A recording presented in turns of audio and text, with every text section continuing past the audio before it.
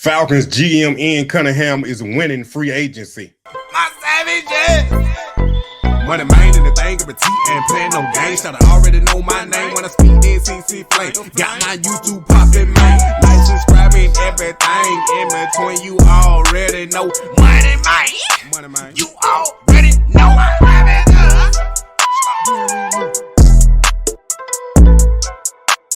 Welcome back, my savages. Hit that like button, subscribe, and share, and tell your friends about the Dirty Bird Savages, man.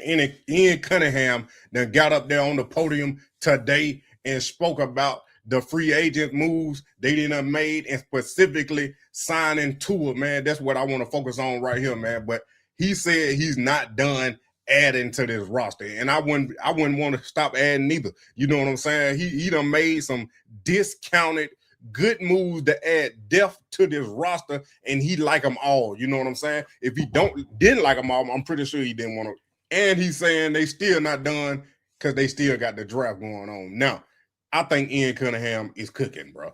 I don't know him as a GM yet. You know what I'm saying? Because this is his first go round, but I think he know what he doing just based off some of these moves, and I think he know what he doing. But we really gonna be a telltale in this draft. If he create anything like Chicago did, far as trading back and getting more picks and filling out this roster with even more depth and finding some gems in this draft, man, and maybe hitting on some of these players in the free agency that's only 1-year deals, he might be the GM of the year. That's all I'm going to say. He might be the GM of the year. No, I still don't like Kevin. I don't trust Kevin, man. Kevin done showed me not to trust him. Ian Cunningham ain't showed me that yet. Hopefully he don't. I remain optimistic because this is my squad. This is my team. My whole room as a kid was Atlanta Falcons, black and red. I got the logo still on the wall at my mom's house. I got my name on the wall in the Falcons font. My first and last name on the wall right now with the Falcons font on it. I got posters signed by Jesse Tuggle. I'm telling you, man, I'm a diehard Falcons fan, so I want them to win. But at the same time, I'm going to say it once again, I don't trust Kevin. But Ian Cunningham making me trust him. Matt Ryan, I don't know exactly what he's doing in this whole picture, but besides just sitting there listening, but Ian Cunningham giving me reasons to trust him and the moves that he's going to make. And hopefully he done made the right move by signing Tua. Now, I got a video coming soon about the positive things that Tua might bring and should bring to the Atlanta Falcons offense and this team in the totality. But before we get into that, man, I just want to do the Ian Cunningham talking about the quarterback competition and where this going and the questions about the quarterback competition, because that's the only thing I want to focus on this video. Y'all can go watch the full interview on the Atlanta Falcons page if you want to hear everything Ian Cunningham now said. Hey, Ian, what did you tell Tua in terms of competing for the starting job? Is he your backup, or will he have a chance to earn QB1? Yeah, Zach, it's funny, Kevin mentioned this in February. We're not in the business of really handing out starting positions in February, and, in March, the same, right? For Tua coming in here, he knows he's coming in to compete, just like Michael knows that he's coming in to compete. And everybody, quite frankly, not just those two at the quarterback position, but everybody's coming in to compete. There's no starters right now. And, we're excited to have Tua, but we're excited to have all the players that we were able to get this free agent class. I think that's the right answer. Politically, that's the right answer. You got to come in to compete, but I just want it to be a fair competition. I don't know where Michael Pennix at in his rehab, and if he's going to be available to go out there to compete. That's my main concern, man. I don't want it to be a one-sided competition where Tua is the only one healthy on the roster going into training camp, man. I don't want that. I want Michael Pennix to go out there and compete and actually get a fair chance, because I done seen how this worked with Kevin, man.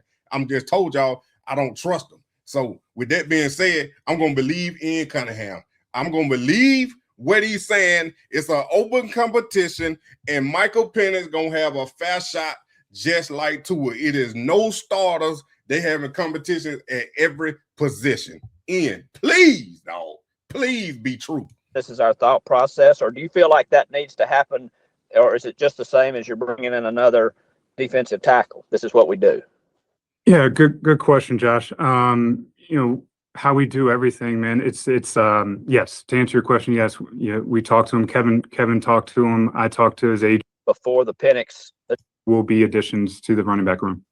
And did you guys, I don't know how y'all handled this. I just don't know how it works. Did you guys talk to Michael before the Pennix, before the Tua edition and say, this is what we're doing, this is our thought process? Or do you feel like that needs to happen?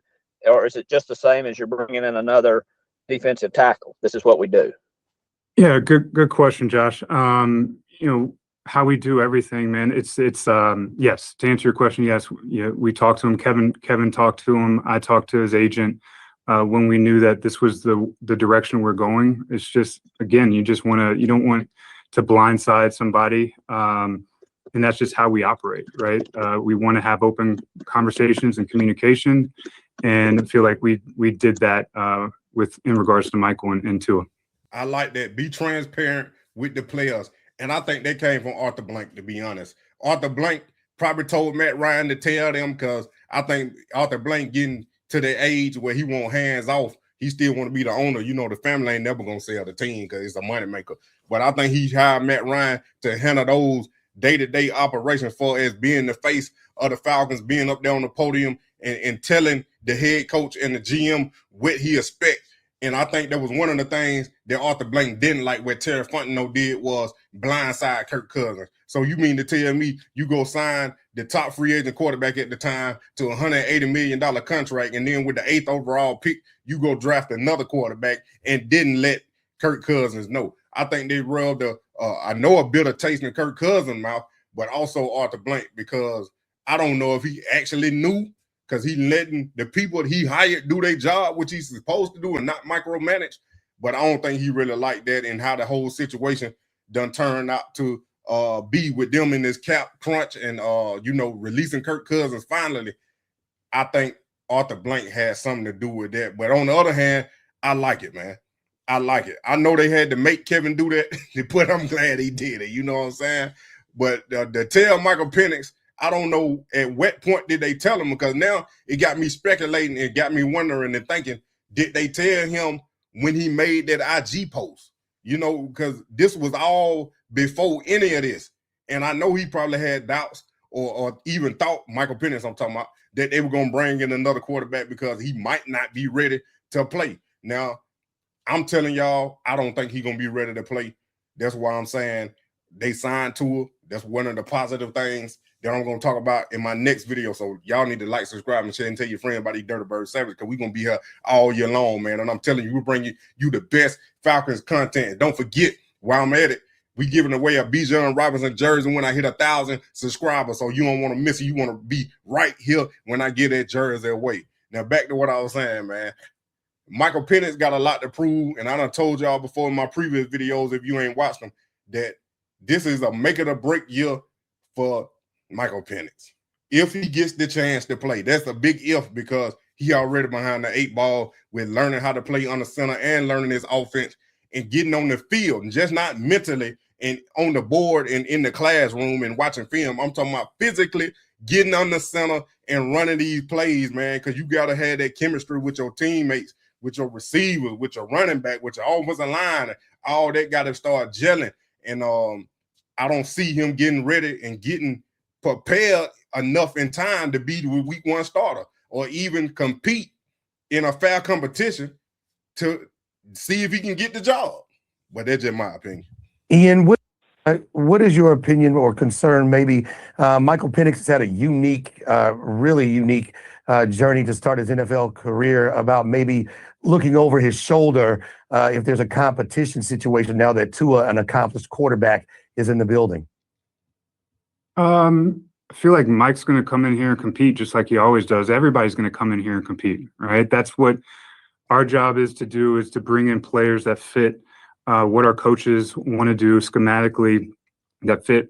Brick says they rep our style. So bring that brand to the locker room and to the field, and they're going to go out here and compete. So outside of Michael, it's everybody, right? So I'm looking forward to just seeing how the team competes and here moving forward. Now, from what I know about Kevin Stefanski, his style does not fit Michael Pennix. Not recently what we done seen from Michael Pennix. Not even in college too much, you know what I'm saying, but definitely in the pros, it don't fit Michael Pennix. So bringing in Tua, that's another positive that I might talk about, how he fit in the Kevin Stefanski offense as far as being a veteran and not a young quarterback that still need developing, man. I don't like when Kevin lied to y'all talking about he focusing on development, not at the quarterback position. I'm telling you, man, he needs some help with that. Like, don't tell me that, and you've been lying, bro. You've been lying about that. So hopefully Michael Pennix, whoever their quarterback coach is, I don't know exactly who it is, but Tommy Reese and all them, hopefully they can get Michael Pennix where he need to be for the development, man. Hopefully that's the plan, because I don't need Michael Pennix because he's getting older, bro. Like a lot of people, he a young quarterback. He still need to develop, but he getting older. He on the older side of the young quarterback. You know what I'm saying? So I ain't saying he running out of time, but it's year 3. It's year 3. You going into where they gonna have to make a decision on their 5th year option, because he is a 1st round pick. They get a 5th year option after doing the 4th year. So they're gonna have to make a decision on their 5th year. Do they want to keep him and then work out a long-term extension on the contract, or they just gonna let him play that 4th year and then leave it up to see the chance? But I don't know if it's gonna get that far, man. I'm optimistic, but at the same time, I'm being realistic and going based off what I seen, not what they telling me, but their actions. I'm telling y'all, man, focus on their actions and not their words. Now, if their words match up with their actions, like Ian Cunningham, I'm thinking he actually gonna do, then yeah, we got something. But on the other end, hey, just be ready, man. Just be ready. If something start looking a little fishy, you know who it is. That's all I'm gonna say, man. That's all I'm gonna say. But we gonna get ready to see what other moves Ian Cunningham make in this free agency, man. Hopefully they add another D lineman. I ain't gonna name a name, but I heard a little something. But I don't know if they're gonna have enough money to pay him. But we gonna see, man. We gonna see what they do. And he said about adding to that running back room. So I don't know if he's talking about the draft or through free agency, but they got a lot of moves they can still make. And hopefully that draft come through and they find some diamonds in the rough, or the whole draft class be an A+. You know what I'm saying?